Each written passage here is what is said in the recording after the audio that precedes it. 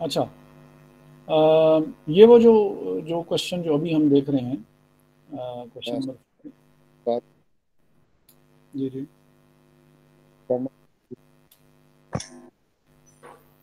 आवाज़ आपकी नहीं आ रही है। सर अटेंडेंस लगा दो। कौन बोल रहा है? जी। उमर। अच्छा।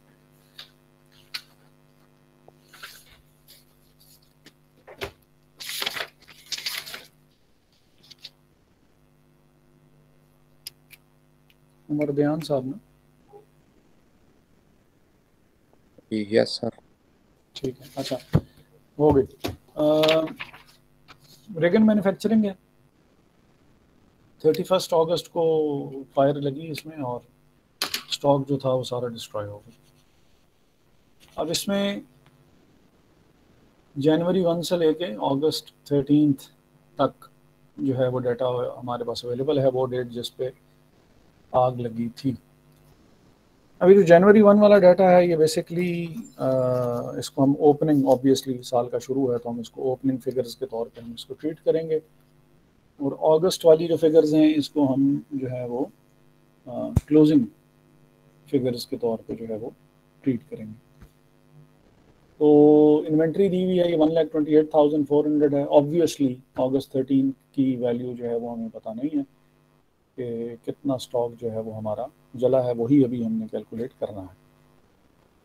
अकाउंट्स रिसीवेबल का ओपनिंग और क्लोजिंग बैलेंस किसी वजह से उन्होंने हमें दिया है कि तमाम की तमाम सेल्स जो हैं वो कह रही हैं कि वो क्रेडिट पे की गई। सेल्स भी परचेजेस भी क्रेडिट पे ही आप करते होते हैं, तो इसका मतलब है कि हमें सेल्स और परचेजेस की वैल्यू कैलकुलेट करनी पड़ेगी, जो कि डायरेक्टली क्वेश्चन में गिवन नहीं है। कलेक्शन ऑन अकाउंट्स रिसीवेबल जो है वो जो सेल्स आपने क्रेडिट पे की हुई हैं उसमें से पैसे कितने कलेक्ट कर लिए हैं वो भी उन्होंने बता दिए। पेमेंट्स कितनी की हुई हैं, कैश कितना पे किया है अपने क्रेडिटर्स को, वो भी बता दिया उन्होंने। गुड्स आउट ऑन कंसाइनमेंट हम देखेंगे ज़रा थोड़ा सा आगे चल के कि ये क्या चीज़ होगी। और उन्होंने हमें सेल्स और ग्रॉस प्रॉफिट ऑन सेल्स की वैल्यूज़ दी हुई हैं। बाय एंड लार्ज जो क्वेश्चंस ये हैं जिसमें आपने इन्वेंट्री की मिसिंग फिगर जो है वो आपने कैलकुलेट करनी होती है, बाय एंड लार्ज इसमें यानी अभी हमने जैसे एक ये क्वेश्चन सॉल्व भी किया था, तो we need the value of the opening inventory, वो हमें गिवन ही हुआ करेगी।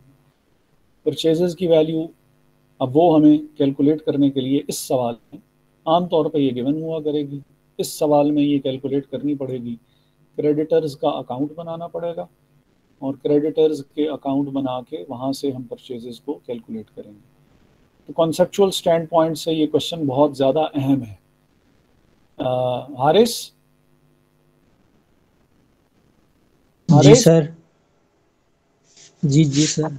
ये क्वेश्चन इंपॉर्टेंट है कॉन्सेप्चुअल स्टैंड पॉइंट से, तो ज़रा आगे भी समझ जाइएगा, क्लास में ही रहिएगा और ध्यान से ये सारी बातें सुननी है। अहम चीज़ें हैं जो भी हम डिस्कस कर रहे हैं, इस एक सवाल में सीखने की बहुत सी चीज़ें हैं। ठीक है। अच्छा, क्लोजिंग ठीक है। इन्वेंट्री ऑब्वियसली जो है वो हमें गिवन नहीं होगी, और वो मिसिंग ही होगी, और वो हमें कैलकुलेट करनी है। हमने अभी जो क्वेश्चन किया था, या ये जो क्वेश्चंस हैं जो आपको सॉल्व करने के लिए मैं दूंगा भी, इन क्वेश्चंस में होता क्या है कि कॉस्ट ऑफ गुड्स सोल्ड को आप कैलकुलेट करते होते हैं सेल्स के रूट से। सेल्स गिवन होती है, प्रॉफिट की परसेंटेज गिवन होती है। प्रॉफिट की परसेंटेज को हम, जैसे हमने यहाँ पे प्रॉफिट की परसेंटेज से हमने यहाँ पे वो निकाला था, प्रॉफिट की अमाउंट निकाली थी, और कॉस्ट ऑफ गुड सोल्ड की अमाउंट निकाली थी हमने directly cost of good sold की अमाउंट निकाल ली थी जब हमने उसके ऊपर ये अप्लाई किया था। तो जो चीज़ गिवन होगी, जैसे सेल्स गिवन है, तो सेल्स को सेल्स की ही परसेंटेज से या रेशो से जो कि 120 है उससे हम डिवाइड करेंगे, और जो कॉस्ट की परसेंटेज होगी उससे हम मल्टीप्लाई करेंगे, तो हमारे पास डायरेक्टली ही कॉस्ट ऑफ गुड्स सोल्ड आ जाया करेगी। अब ज़्यादातर सवालों में ये परसेंटेज गिवन हुआ करती है, इस सवाल में ये परसेंटेज गिवन नहीं है। आइडिया देने के लिए उसने 2008, 2009, 2010 3 सालों की फिगर्स जो हैं वो उसने आपको बता दी हैं कि यहाँ से रेशो खुद कैलकुलेट करके और उसकी एक एवरेज आप कैलकुलेट कर लें। अगले जो 2 सवाल हैं उसमें ये परसेंटेज गिवन नहीं होगी और आपको ग्रॉस प्रॉफिट अलहदा से कैलकुलेट करके और 2010 का कैलकुलेट करेंगे और 2011 के लिए भी आप कंसिडर करेंगे कि वही परसेंटेज जो कि पिछले साल की थी प्रॉफिट की, इस साल भी वही होगी। प्रॉफिट की परसेंटेज कैलकुलेट करना ज़रूरी क्यों है, दोबारा बता रहा हूँ। प्रॉफिट की परसेंटेज कैलकुलेट करना ज़रूरी इसलिए है कि हम प्रॉफिट को सेल्स में से माइनस कर सकें ताकि हमारे पास कॉस्ट की वैल्यू आ जाए। कॉस्ट ऑफ गुड्स सोल्ड की वैल्यू जब हमारे पास आ जाएगी तो फिर हम क्लोजिंग इन्वेंट्री को एज अ बैलेंसिंग फिगर हम कैलकुलेट कर सकते हैं। लेकिन अगर ये काम नहीं होगा, ये काम अगर ना हुआ, ये काम अगर ना हुआ तो फिर क्या होगा?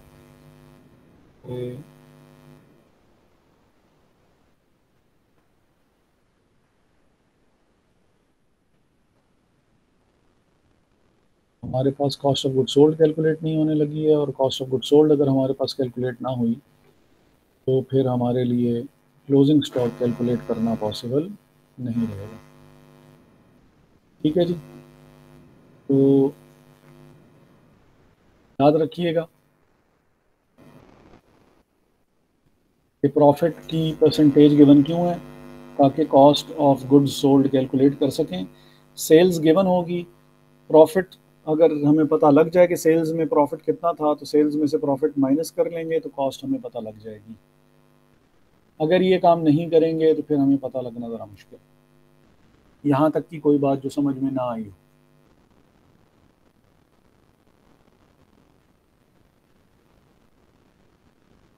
ना सर आ गया। अच्छा, अब हमें करना क्या है? सवाल तो ये हमने क्वेश्चन नंबर किया था 20, यहाँ चले फिर उसके साथ लिखा हुआ।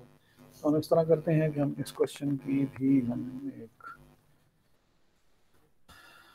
स्नैपशॉट टाइप हम ले लेते हैं ताकि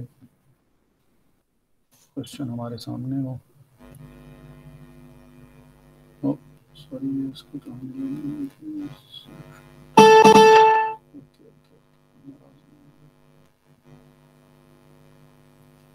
ये सवाल सॉल्व करना है।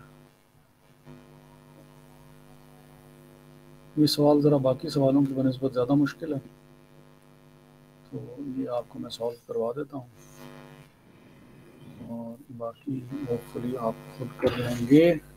एक आध शायद हम देखेंगे नहीं, बल्कि इस सवाले से यही करवाऊँगा। अच्छा, अब सबसे पहला काम जो हमने करना है वो ये है कि हमें ओपनिंग स्टॉक की फ़िगर चाहिए, हमें परचेजेस की फ़िगर चाहिए, हमें अगर कोई डायरेक्ट एक्सपेंसेस हैं तो उसकी फ़िगर चाहिए और हमें उसकी फ़िगर चाहिए यानी ओपनिंग इन्वेंट्री। वो तो बहुत इजीली कैलकुलेट हो जाएगी, कैलकुलेट करने की ज़रूरत भी नहीं है। जनवरी 1 का डाटा दिया हुआ है साल के शुरू का, साल के शुरू में जो इन्वेंट्री थी वो ऑब्वियसली ओपनिंग इन्वेंट्री ही होगी। तो 1,28,400 वैल्यू है ओपनिंग इन्वेंट्री की। परचेजेस की वैल्यू जो है वो हमें कैलकुलेट करनी पड़ेगी। ये हमें गिवन इस सवाल में डायरेक्टली नहीं, लेकिन ये आराम से कैलकुलेट की जा सकती है। अब हम यूं कर लेते हैं कि परचेजेस की वैल्यू कैलकुलेट कर लेते हैं। परचेजेस की वैल्यू कैलकुलेट करने के लिए हमें सहारा लेना पड़ेगा क्रेडिटर्स के अकाउंट का।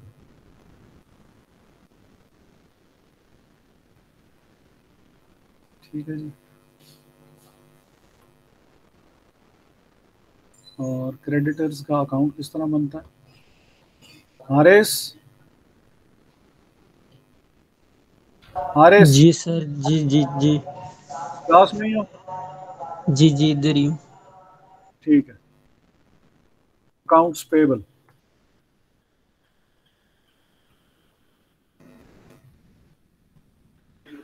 अच्छा जी, अकाउंट्स पेबल जो है वो क्योंकि लायबिलिटी है और लायबिलिटी का ओपनिंग बैलेंस किस तरफ होगा?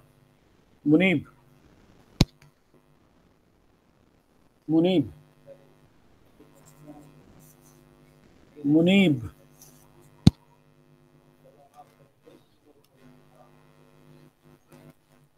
Haider, yes sir. Sir credit side पे होगा। क्रेडिट साइड पे होगा। ये अरबाज कहाँ चला गया? सर अकाउंट्स पेबल है रिसीवेबल है? अकाउंट्स पेबल है। सही बता रहे हैं, सही बता रहे हैं, क्रेडिट साइड पे होगा।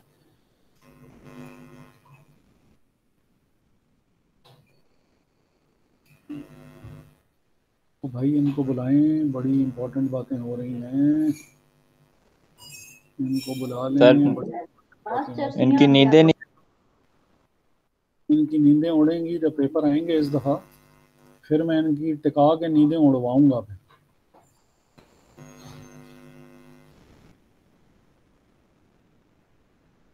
ये जो अकाउंट्स पेबल है, अकाउंट्स पेबल का ओपनिंग बैलेंस है 91,320।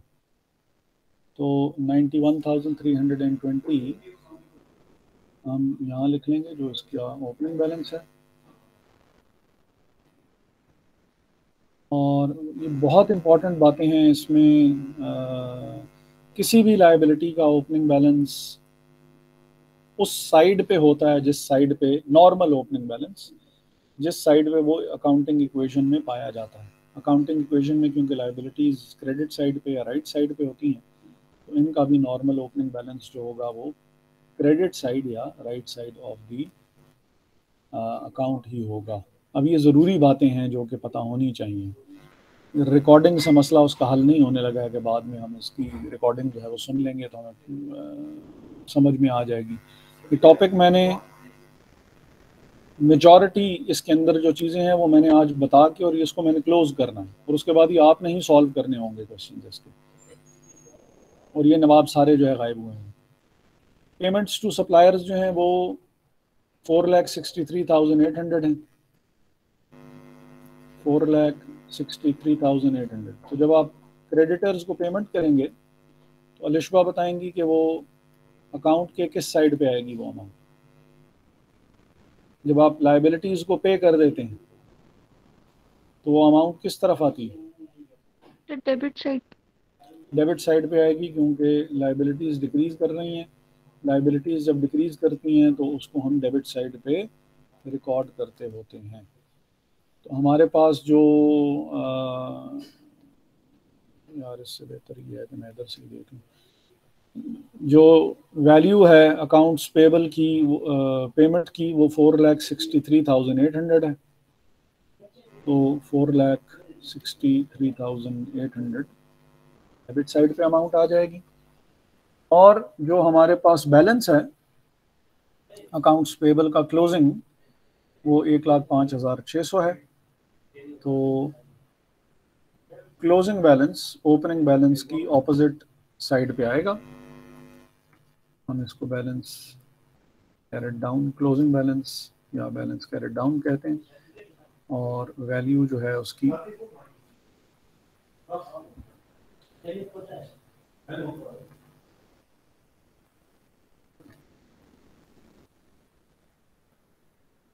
बैलेंस कैरेट डाउन जो है ये इसकी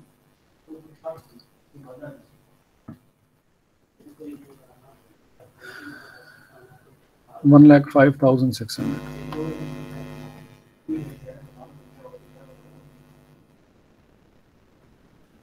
अब दोनों साइड्स इक्वल नहीं है, दोनों साइड्स इक्वल नहीं है। तो जो बैलेंसिंग फिगर होगी, balancing figure basically balancing figure would be of purchases. Purchases की वैल्यू क्या है जी? इन दोनों को आप ऐड करेंगे, इसको भी ऐड कर लें, इसको भी ऐड कर लें, ये आप करेंगे डिडक्ट, तो आपके पास वैल्यू आ जाएगी परचेजेस की, जो कि कितनी आ रही है?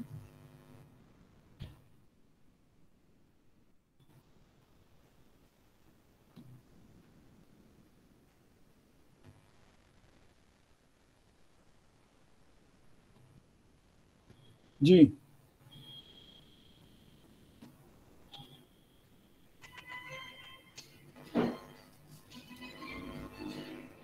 लिशबा आप ही बता दें।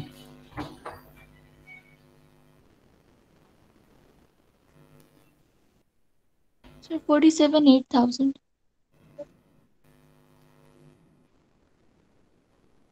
4,78,000 वैल्यू आ गई हमारे पास परचेजेस की, और ये जो वैल्यू आई है ये बेसिकली बैलेंसिंग फिगर है।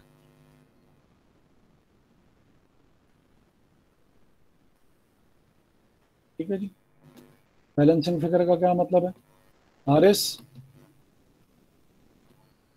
हारिस, जी जी जी सर जी। बैलेंसिंग फिगर का क्या मतलब है?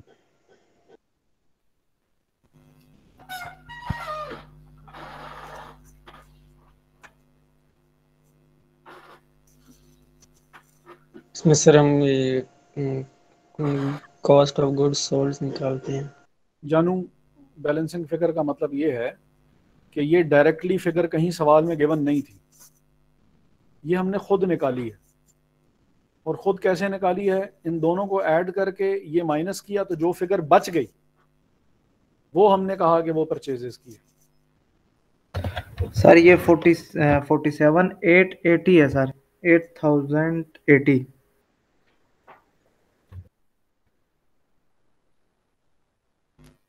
ऐसे है? Yes sir. ठीक हो गया। अच्छा, तो ये फिगर डायरेक्टली कहीं गिवन नहीं थी, ये हमने कैलकुलेट की एज अ बैलेंसिंग फिगर। हम ये बैलेंस बच गया था, इस साइड का हमने टोटल किया, इस साइड का टोटल किया, बराबर नहीं आ रहे थे, तो ये बैलेंसिंग फिगर। और परचेजेस क्रेडिट साइड पे ही क्यों आ रही हैं? यहाँ हमें कैसे पता लगा कि परचेजेस जो है, ये जो फिगर आ रही है बैलेंसिंग, ये परचेजेस की होगी? क्योंकि जो जर्नल एंट्री होती है वो भी परचेजेस टू अकाउंट्स पेएबल हुआ करती है, और अकाउंट्स पेएबल क्योंकि क्रेडिट हो रहे हैं, तो इस वजह से ये फिगर भी क्रेडिट साइड पे अपीयर हो रही है। किसको बात समझ में नहीं आई है? सर ये फिर बैलेंसिंग फिगर हमने उसी साइड पे लिखना है जहाँ पे क्रेडिट हो रहा है, ओ सॉरी, ये सर क्रेडिट हो रहा है। जहाँ पे अमाउंट कम आ रही। अब बाज दफा यूं होता है कि ये 1, 2 और 3 फिगर्स गिवन होती हैं और ये फिगर मिसिंग होती है, तो कैश की फिगर हम निकाल लेते होते हैं। बाज दफा इस तरह होता है जैसे अभी इस सवाल में है कि ये और ये 3 फिगर्स गिवन थी, तो परचेजेस की फिगर हमने निकाल ली। ठीक है, तो वो डिपेंड ठीक है करेगा सर। फिगर मिसिंग क्या है, सवाल में डाटा वो बेसिकली पूछना क्या चाह रहा है, उसके हिसाब से हम देखेंगे कि यार हमें क्या चीज़ चाहिए। बाज़ दफ़ा ओपनिंग बैलेंस ये 1, 2 और 3 गिवन होती हैं, ये बैलेंसिंग फिगर हो जाती है, ये सवाल में गिवन ही नहीं होती और हमें इसकी ज़रूरत भी होती है। बाज़ दफ़ा इस तरह होता है कि ये 1, 2 और 3 गिवन होती हैं, तो ये फिगर मिसिंग होती है, और हमें सवाल में इसकी ज़रूरत भी होती है, तो हम यहाँ से कैलकुलेट कर लेते हैं। तो वो डिपेंड करेगा कि गिवन है क्या चीज़, और उसके हिसाब से फिगर किस तरफ, बैलेंसिंग फिगर आएगी किस तरफ। क्लियर है? क्लियर है सर। अच्छा, तो एक तो अकाउंट्स पेबल से हमें परचेजेस की फिगर आ गई, और वो परचेजेस की फिगर जो है वो हम यहाँ पे लिख लेंगे। परचेजेस की फिगर हम यहाँ पे लिख लेंगे, जो कि 4,78,000 और 80 है। फिर डायरेक्ट एक्सपेंसेस आई गेस सवाल में जो है, इस वाले सवाल में शायद नहीं है, तो हम उसको मारते हैं इग्नोर। बिल्कुल नहीं है जी, तो ये डायरेक्ट एक्सपेंसेस को तो हम इग्नोर मारते हैं क्योंकि ये सवाल में गिवन नहीं है। और फिर क्लोजिंग इन्वेंट्री ऑब्वियसली हमने कैलकुलेट करनी है। हमें नहीं पता कि क्लोजिंग इन्वेंट्री की वैल्यू जो है वो कितनी बनती है, फ़िलहाल हमें इस बात का पता नहीं है, तो हम इसको करते हैं इग्नोर। ठीक है जी। और अच्छा, फिर कॉस्ट ऑफ गुड सोल्ड हमने कैलकुलेट करनी है। Cost of good sold calculate करने के लिए हमें चाहिए होगा, एक तो हमें उसके लिए सेल्स चाहिए होगी, और फिर प्रॉफिट की परसेंटेज चाहिए होगी। Cost of good sold calculate करने के लिए एक तो सेल्स चाहिए होगी, दूसरा कॉस्ट ऑफ गुड्स सोल्ड चाहिए। तो हम इस तरह करते हैं कि हम सेल्स कैलकुलेट करने के लिए, जैसे परचेजेस कैलकुलेट करने के लिए हमने सहारा लिया था अकाउंट्स पेबल के अकाउंट का, इसी तरह हम ये काम कर लेते हैं कि हम सेल्स के लिए हम अकाउंट बना लेते हैं अकाउंट्स रिसीवेबल का।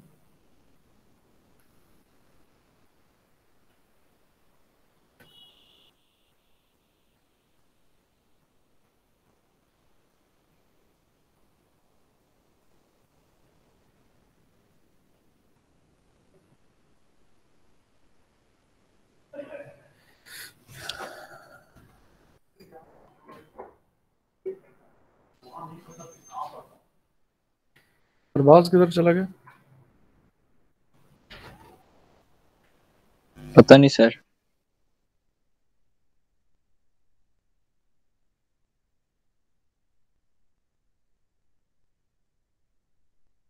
चलिए, अकाउंट रिसीवेबल का बैलेंस जो होगा, ओपनिंग बैलेंस, वो किस तरफ होगा?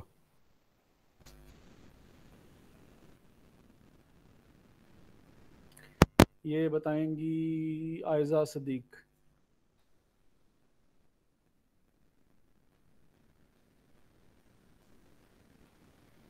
Aiza Sadiq. Yes sir. Sadia Arshad. Yes sir, debit side पे होगा।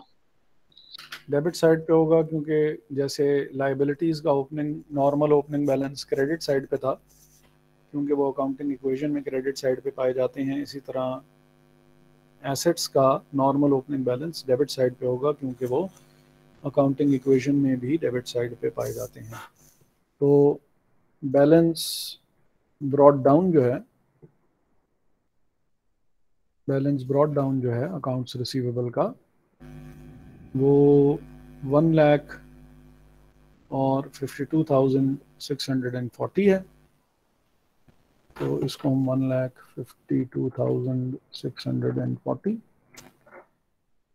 यहाँ पे लिख लेते हैं। और फिर हमारे पास कलेक्शंस ऑन अकाउंट्स रिसीवेबल उन्होंने बताए हुए हैं कि वो 7,97,300, 7,97,300। तो ये अकाउंट्स रिसीवेबल के अकाउंट में किस साइड पे आएंगे? क्रेडिट साइड पे आएंगे, जो आपने कैश रिसीव किया है। 7,97,300।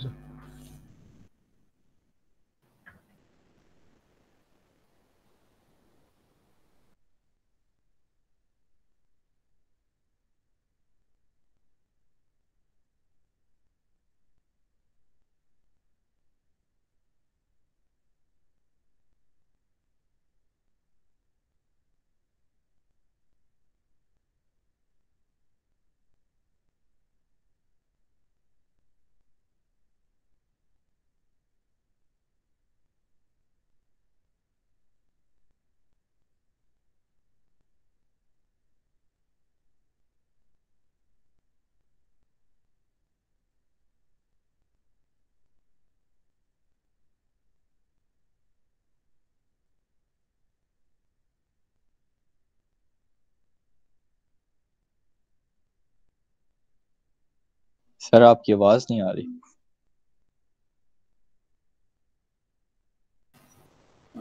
सवाल आप देखें, मैं अभी आपको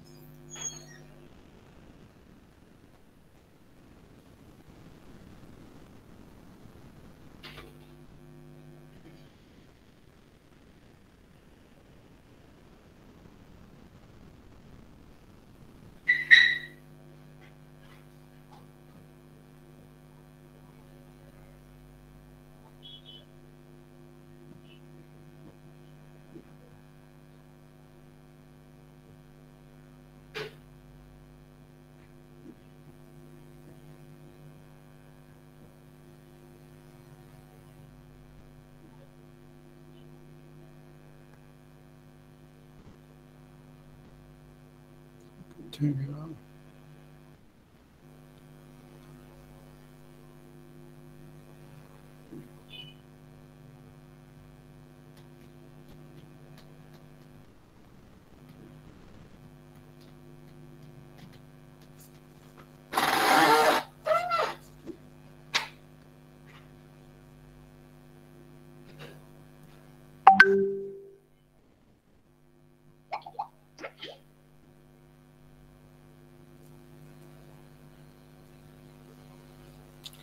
उसके कॉन्ट्रैक्ट की ना मैंने पिक्चर ली थी, खालिद अब्दुल गफूर, वो कॉन्ट्रैक्ट अपना लेके आया था, तो मैंने उसकी पिक्चर ली थी। अब मुझे उसकी पिक्चर नहीं मिल रही कि किधर ली थी मैंने।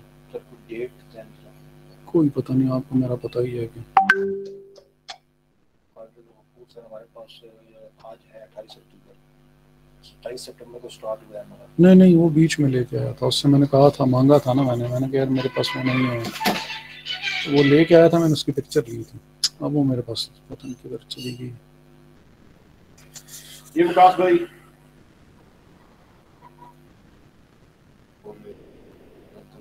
तनवीर आसिम को तो कॉल करके वैसे कहना पड़ेगा यार भिजवा दे। यार वो सईद को मैंने कहा था, वो कहता मेरे पास पड़ी हुई है, जब उसने मुझे दी मैं लेके आया हूँ। उस बंदे का तो अच्छाई है, उसने अच्छाई की है, लेकिन वो ये था कि उसके अंदर सुराख हुआ था। ये रहा, ये मैं आपको व्हाट्सएप कर रहा हूँ, उसका बेशक वो ले लें, प्रिंट ले लें। तनवीर आसिम का जो आंसर, तनवीर आसिम को वो कर लेते हैं, कॉल कर लेते हैं। अभी अर्जेंट है क्या है ये? अर्जेंट ही है। हाँ वो तो सारे काम ही अर्जेंट होंगे, की करिए बंदा।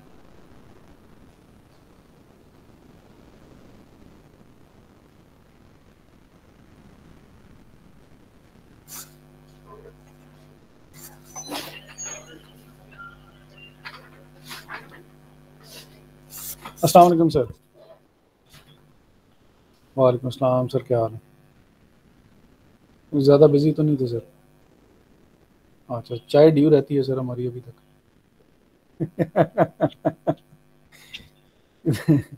सर वो रेम्यूनरेशन बिल भिजवाने थे, तो उसके लिए वो नीचे से ना वो रिक्वायरमेंट आई हुई थी कि आपका वहाँ का जो कॉन्ट्रैक्ट नहीं है मेन नमल यूनिवर्सिटी का, नमल कैंपस का, उसकी कोई पिक्चर वगैरह आपके पास या वो अगर है तो मुझे व्हाट्सएप कर देंगे। जी जी जी जी जी जी जी, चलो ठीक ठीक है।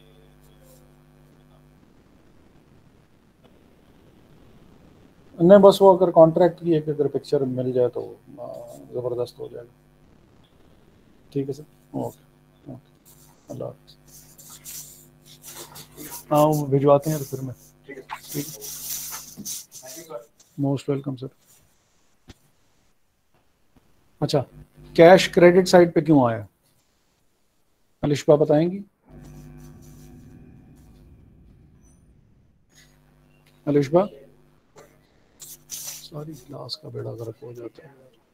सर उसका नेट खत्म हो गया, लाइट गई हुई है। अच्छा,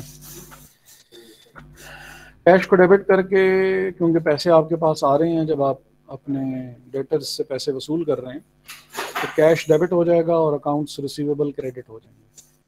तो जिस वजह से अकाउंट्स रिसीवेबल क्योंकि क्रेडिट हो रहे हैं तो अमाउंट भी क्रेडिट साइड पे ही आ रही है। इसी तरह जो क्लोजिंग बैलेंस है, क्लोजिंग बैलेंस भी जो बैलेंस कैरेट डाउन है, बैलेंस कैरेट डाउन अगर हालात नॉर्मल रहें तो ये ऑपोजिट साइड पे आता होता है, और क्लोजिंग बैलेंस जो अकाउंट्स रिसीवेबल का है वो है 1,48,520, 1,48,520। अब अगेन जैसे हमने वहाँ पे बैलेंसिंग फिगर परचेजेस की निकाली थी, तो यहाँ पे जो बैलेंसिंग फिगर होगी वो सेल्स की होगी। सेल्स तो नॉर्मली क्रेडिट होती है, यहाँ पे डेबिट साइड पे क्यों आ रही है, कोई बता सकता है जी? अदील है क्लास में?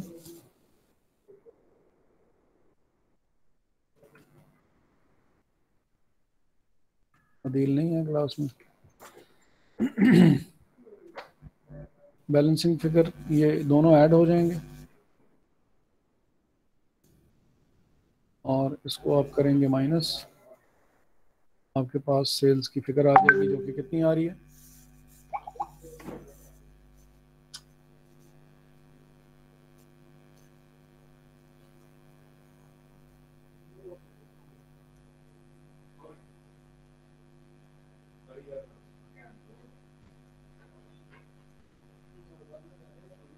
$793,180। 7,93,180।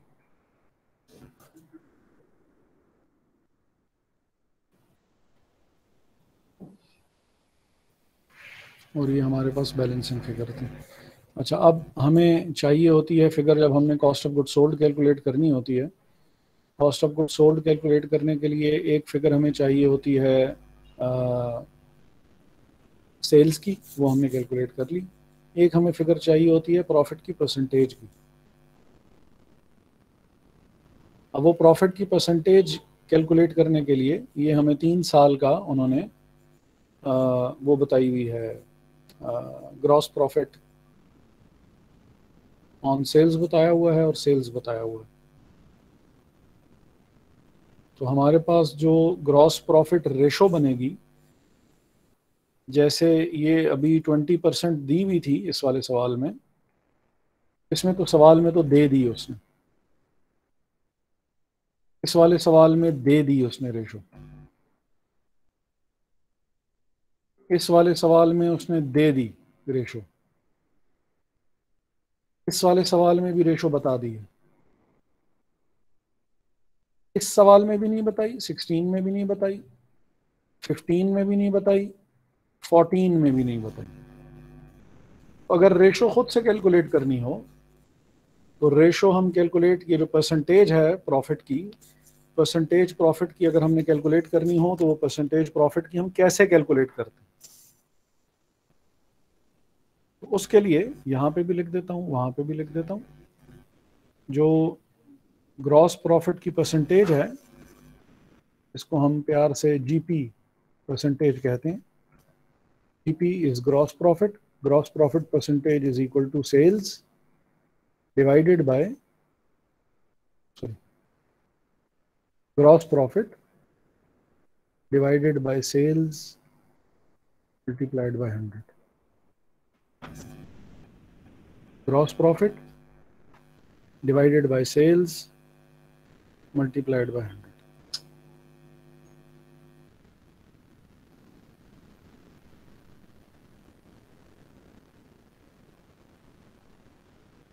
क्लियर है जी? Yes sir. अब ये दोनों चीजें उन्होंने हमें दी हुई हैं, तो 3,36,000 को जो कि ग्रॉस प्रॉफिट है डिवाइड करेंगे 8,42,000 से जो कि सेल्स की फिगर है, तो हमारे पास एक परसेंटेज आ जाएगी। जैसे उस सवाल में 20% थी या 32 या इस तरह जो पीछे लिखी हुई आ रही हैं, वो परसेंटेज हमारे पास आ जाएगी। तो एक दफ़ा हमने क्या करना है कि 336,800 को डिवाइड करना है 842। एक दफ़ा हमने क्या करना है 2,90,700 को डिवाइड करना है 765, और एक दफ़ा हमने क्या करना है 3,44,400 डिवाइडेड बाय 8 लाख। हमारे पास प्रॉफिट की परसेंटेजेस आ जाएंगे, मल्टीप्लाइड बाय 100 कर दीजिएगा तो ऑटोमेटिकली आंसर आ जाएगा। वो मेरे पास जगह कम है तो मैं इसलिए लिख नहीं रहा। जी, क्या वैल्यू आ रही है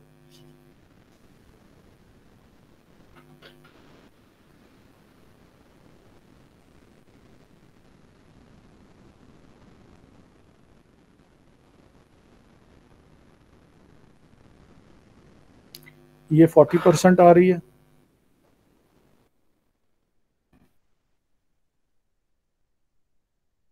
ये जो है ये आ रही है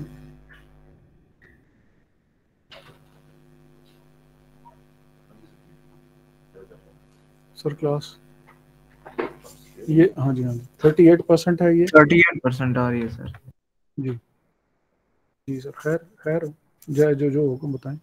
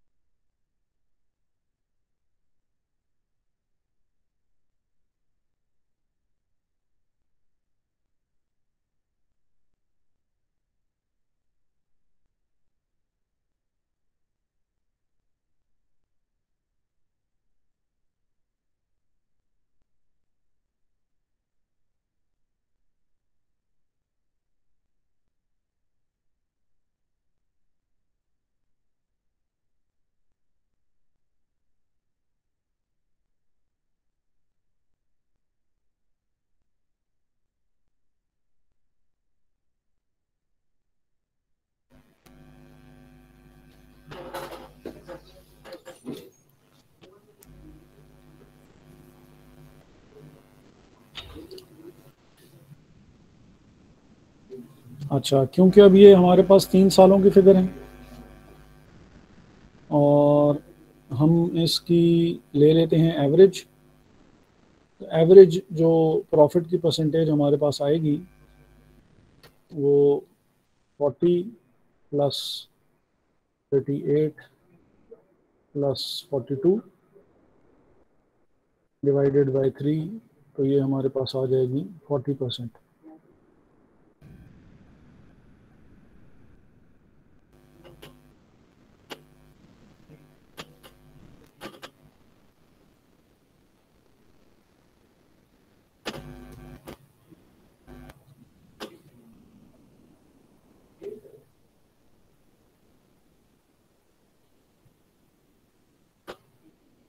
तो हम इसको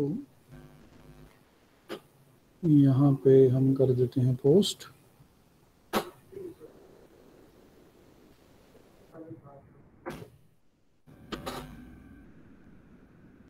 ठीक है जी, हमारे पास ग्रॉस प्रॉफिट की परसेंटेज आ गई जो कि 40% है।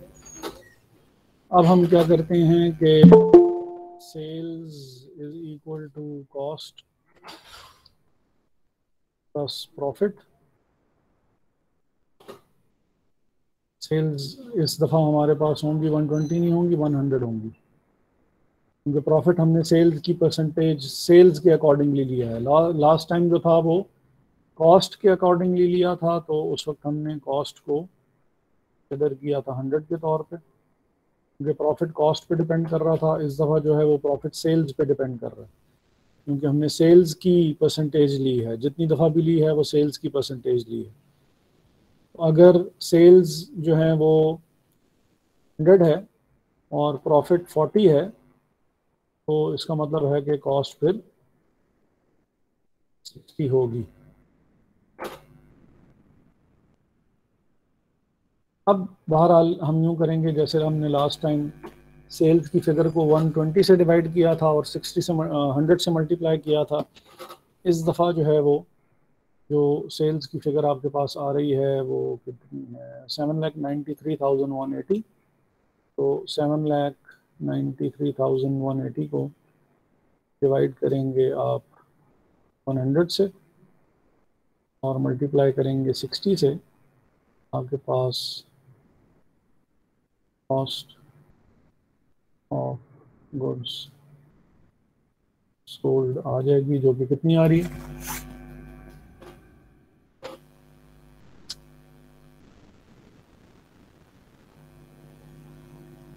सर मेरी अटेंडेंस लगा दी थी।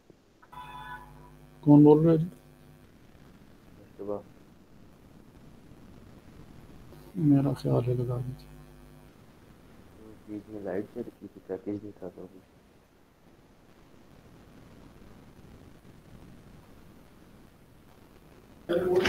सर 475,908। 475,908 7,75,908 तो हमारे पास कॉस्ट ऑफ गुड सोल्ड आ गई है। तो कॉस्ट ऑफ गुड सोल्ड को हम प्लेस कर देते हैं यहाँ पे। सॉरी 475,908 ये हमारे पास कॉस्ट ऑफ गुड सोल्ड आ गई है। तो अब हम क्लोजिंग इन्वेंट्री जो है वो कैलकुलेट कर सकते हैं। तो इस सवाल में जो सीखने वाली चीज़ें थी वो 3 थी कि डेटर का अकाउंट कैसे बनाते होते हैं, क्रेडिटर का अकाउंट कैसे बनाते होते हैं, डेटर और क्रेडिटर के अकाउंट में चीज़ें क्या क्या कुछ आती हैं, ये दूसरी अहम बात थी। और तीसरी अहम बात ये थी कि लास्ट क्वेश्चन में हमने बैलेंसिंग फिगर लिया था।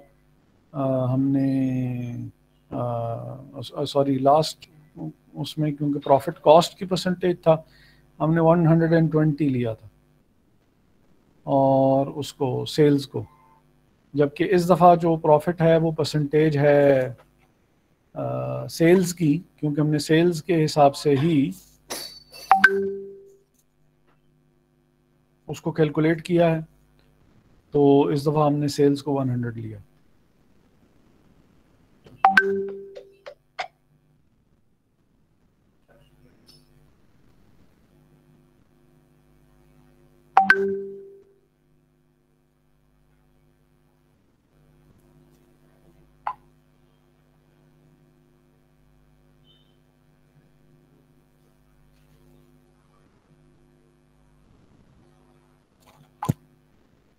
यहाँ तक की कोई बात जो समझ में ना आई हो?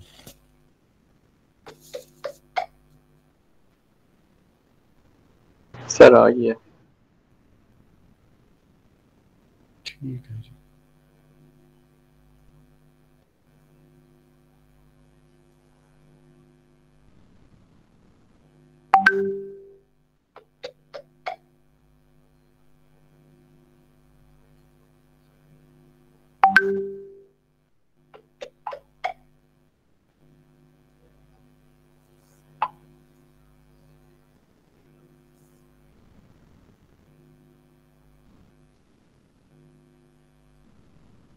आगे चलते हैं जी। इतना बहुत नहीं है ये बोल कौन रहा है? सर मैं हैदर बोल रहा हूँ। अगर आप इस चीज़ के लिए तैयार हैं कि आपको किसी दिन मैं 2 बजे के बाद बिठा लूँ 1 घंटे के लिए और हम ये चीज़ें सॉल्व करें, तो ठीक है, कोई इशू नहीं। ठीक है सर, हमारा ही फायदा है इसमें। सर मैं अपनी एबिलिटी ले रहा हूँ, मैं बैठने के लिए तैयार। सर मैं भी बैठ जाऊंगा, कोई इशू नहीं। अच्छा, यानी 2 बजे तक क्लासेस लेने के बाद फिर आप बैठेंगे? घर जाके सोना ही होता है सर, थोड़ा इल्म हासिल कर लेंगे। जी माशाल्लाह। सर नहीं तो जिस दिन क्लास हमारी नहीं होगी उस दिन भी रख सकते हैं आप। मसलन किस दिन क्लास नहीं होगी बेटा? यहाँ फ्राइडे को नहीं होती, ट्यूसडे को नहीं होती, ट्यूसडे को नहीं होती क्लास। रूम्स का ही तो इशू है यहाँ कि रूम्स यहाँ पूरे नहीं हो रहे होते हैं। उसी के लिए तो हम आगे पीछे आपको भगाई जा रहे हैं और आप कह रही हैं कि Anyhow, सर no. लाइब्रेरी से अच्छा चलें ठीक है, ये फिर किसी दिन और पूरा कर लेंगे टाइम। ठीक है, thank you sir, thank you. Question फिर जो है, अलिशबा हैं क्लास में? अलिशबा हैं No, क्लास में? नहीं सर, लिशबा नहीं है क्लास में, उसने आई थिंक सो नोट कर लिए क्वेश्चंस। क्वेश्चन नंबर 13, 15, 16, 17, 18 और 19 फिर आपने करना है।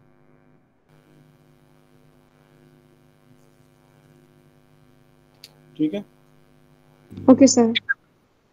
चलो आज के लिए काफी।